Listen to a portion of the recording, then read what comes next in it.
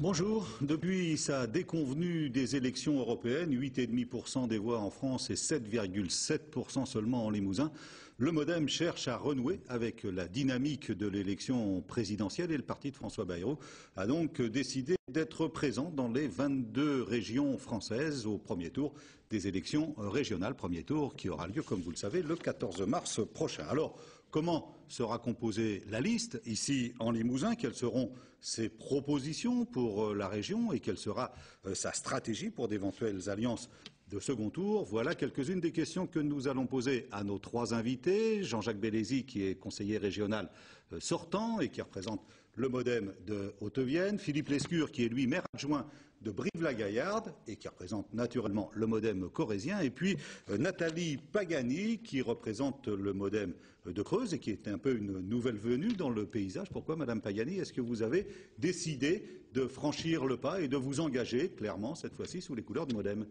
Alors clairement, depuis 2007, d'ores et déjà, j'avais pris cet engagement auprès de François Bayrou, dont le discours et les valeurs entraient en résonance avec les miennes.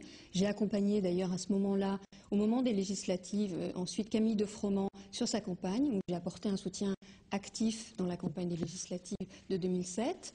Et puis, j'ai moi-même un parcours assez récent, effectivement, en politique. Je suis conseillère municipale à Saint-Gousseau, en Creuse.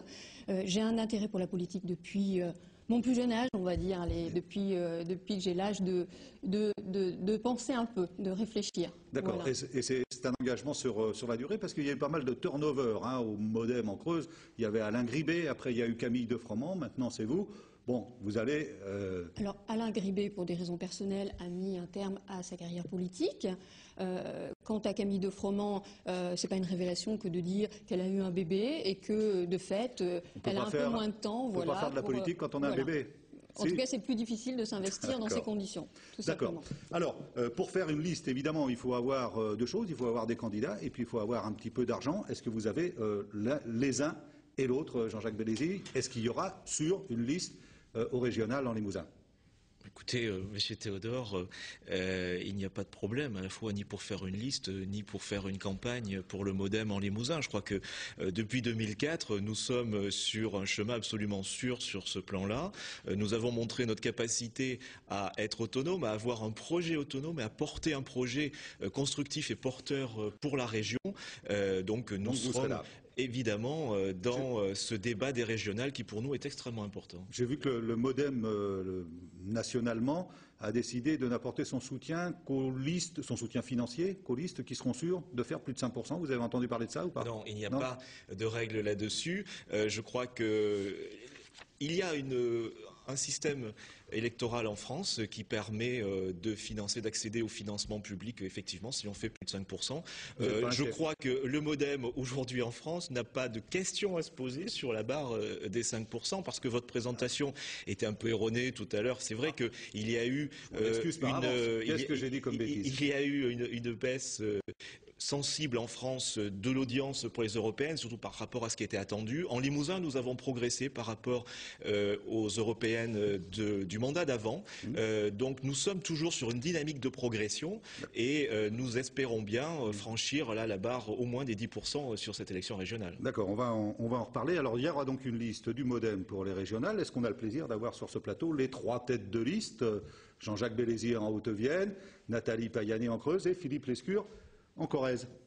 Écoutez, pour les têtes de liste, il va falloir attendre encore un petit peu, puisque le mouvement démocrate est un parti démocratique qui désignera la liste et ses têtes de liste après le congrès d'Arras. Et donc, c'est au début du mois de décembre, le congrès d'Arras. Pour cela, il faudra encore attendre un peu pour connaître effectivement la composition de cette liste et ceux qui la conduiront. Mais vous êtes candidat, Philippe Lescure. La dernière fois, c'était Jean-Claude Deschamps qui menait la liste en Corrèze. Non, mais je crois que sur le plan de la constitution de la liste, je peux répondre peut-être un peu plus précisément.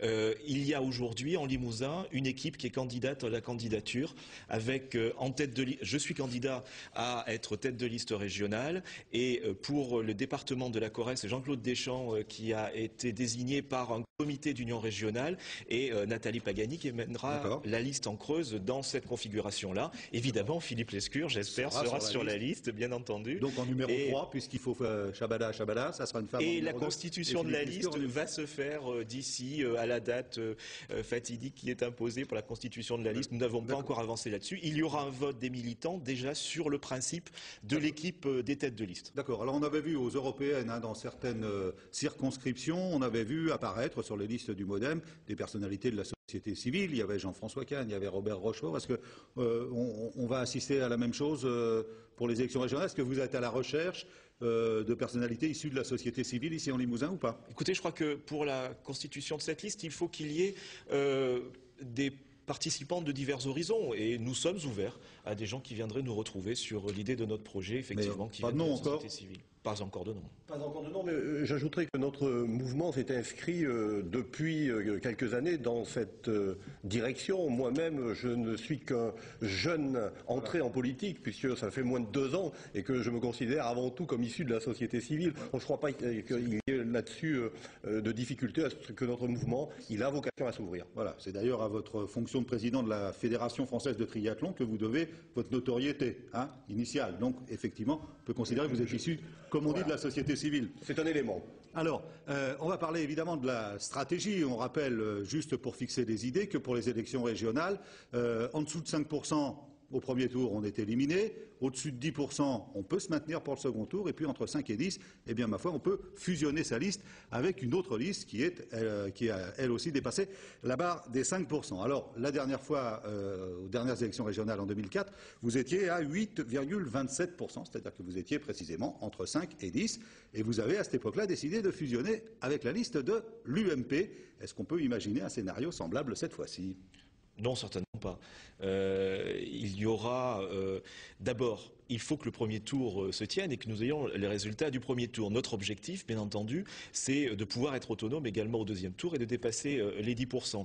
Ensuite, notre position, c'est de travailler sur un projet, de proposer un projet au Limousin et nous discuterons sur le projet. Quels sont les projets qui sont le plus compatibles? Mais vous savez qu'il y aura une stratégie nationale sur les positions du MoDem et qu'il a été décidé en Conseil national du MoDem qu'il ne pourrait y avoir, vu la politique menée en France aujourd'hui, d'alliance avec l'UMP. Nathalie Payadi, vous êtes sur cette même ligne. Pour vous, c'est complètement exclu de renouer avec ce qui avait été la stratégie du MoDem en 2004, c'est-à-dire l'alliance avec l'UMP? Absolument, je suis parfaitement sur cette ligne. Simplement, ce que j'ai envie de repréciser, c'est ce qui compte avant tout, c'est le premier tour, et c'est de présenter aux citoyens et aux électeurs un projet propre au MoDem, identifié, voilà. Donc ça, c'est la chose la plus importante. Ensuite, le deuxième tour, on verra en fonction des résultats et je dirais des valeurs et des projets sur lesquels on peut se retrouver avec d'autres. Donc il n'y a pas 50 000 solutions. Si vous refusez de fusionner avec la liste de droite, eh bien, il vous faudra fusionner avec la liste de gauche.